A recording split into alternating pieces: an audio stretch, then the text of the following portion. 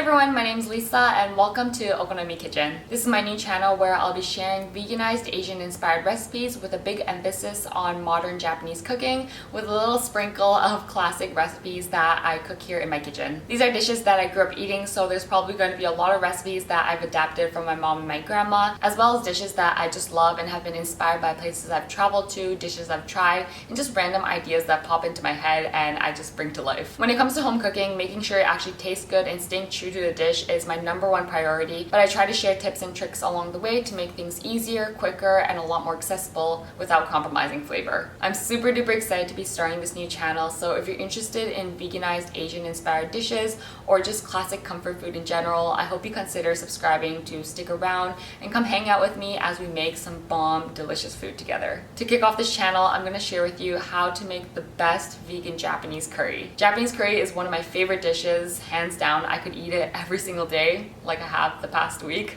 I feel like Japanese curry is everyone else's Kraft mac and cheese as a kid. I don't know, everyone always liked Kraft mac and cheese, but for me, I just grabbed the Japanese curry box. Plus, leftover curry is so versatile. You can make it into curry udon, you can make it into curry ramen, curry fried rice, yaki kare, oh my god, that's like one of my favorites.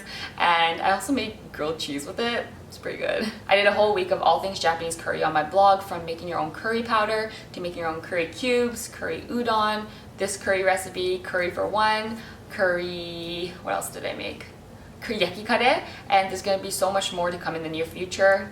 But for today, we're gonna make a really delicious basic vegan Japanese curry using either the store-bought curry cubes or you can use the homemade ones as well. I'll leave the link down below for the homemade curry cubes, but let me know if you'd like to see a video tutorial on that as well. I'd love to do that. Or maybe I'll just do like a whole Japanese curry series on YouTube as well because I'm so passionate about it. Anyways, I think that's everything I want to say before getting started, so let's get into making this curry. Okay, we're gonna start by lightly cooking the onions for just a minute or so over medium-high heat. Then grate in the garlic and ginger and cook for another minute or so.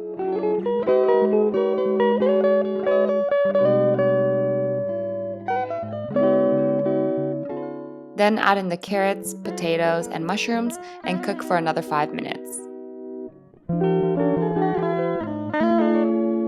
Pour in the water and grate in the apples and then give it a good mix.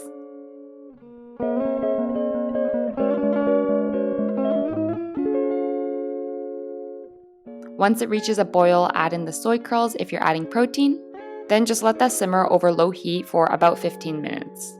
In the meantime, you can pick and gather your kakushi ajis, which is also known as hidden flavors. There are so many things you can add. I have a whole list of them on the blog post, but here I'm just blending up some caramelized onions, which I think is essential. It makes everything taste super delicious. If you're not using caramelized onions, you can skip the blending part, but I just wanted a smoother curry, so I did blend it. I blended it with soy sauce, bulldog sauce, and ketchup, which are my go-to hidden flavors.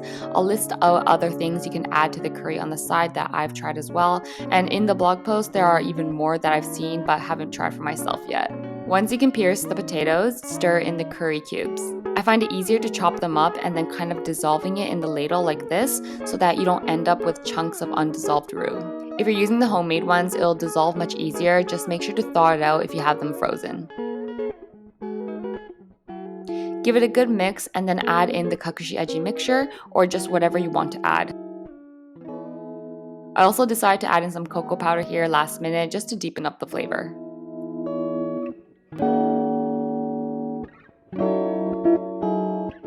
Once it's nice and thickened like this, turn off the stove and serve it with some rice, fukushinzuke, which is Japanese pickles, and parsley for garnish.